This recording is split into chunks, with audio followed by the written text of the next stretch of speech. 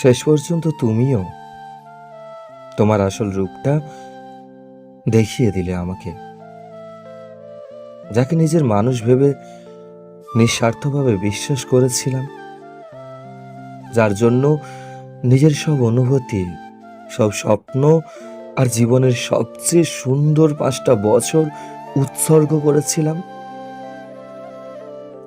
শেষ পর্যন্ত সেই মানুষটাই আমাকে বুঝিয়ে দিল, ভালোবাসা সবসময় ভালোবাসা হয়ে ফিরে আসে না।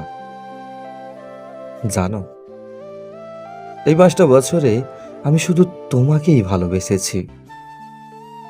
অন্য কোনো মেয়ের দিকে চোখ তুলে তাকানোর ইচ্ছে হয়নি। ভাবতাম একদিন না একদিন তুমি বুঝবে আমার ভালোবাসাটা অভিনয় ছিল না, সত্যি ছিল। কতদিন শুধু তোমায় একটুখানি দেখা পাওয়ার আশায় স্কুলের সামনে দাঁড়িয়ে থেকেছি, কলেজের সামনে ঘুরেছি, কোচিং সেন্টারের আশেপাশে ঘন্টার পর ঘন্টা অপেক্ষা করেছি।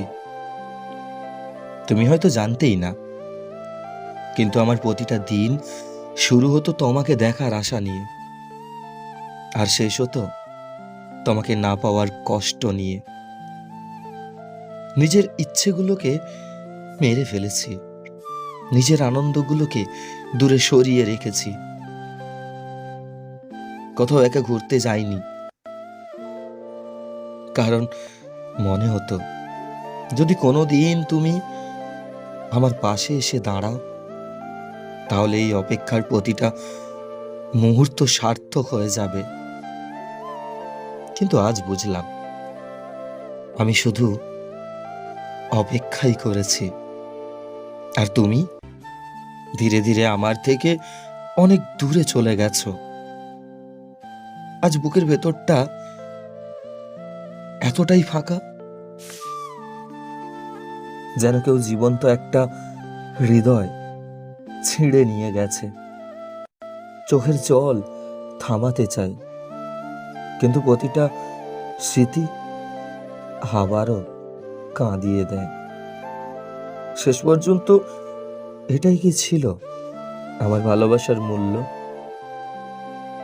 আমি তোমাকে কখনো ঘৃণা করতে পারবো না, শুধু সারা জীবন একটা প্রশ্ন বুকে নিয়ে বেঁচে থাকবো, যে মানুষটা তোমাকে এত নিঃস্বার্থভাবে ভালোবেসেছিল, তার প্রাপ্য কি সত্যি এতটাই অবহেলা ছিল? বন্ধুরা, আমাদের এই গল্পটা যদি আপনাদের কাছে ভালো লাগে, আমাদের চ্যানেলটি সাবস্ক্রাইব করে বেল আইকনের অল ঘন্টিটা প্রেস করে দিও, যাতে পরবর্তী গল্পগুলো আপনাদের কাছে খুব শীঘ্রই পৌঁছাতে পারে। ধন্যবাদ।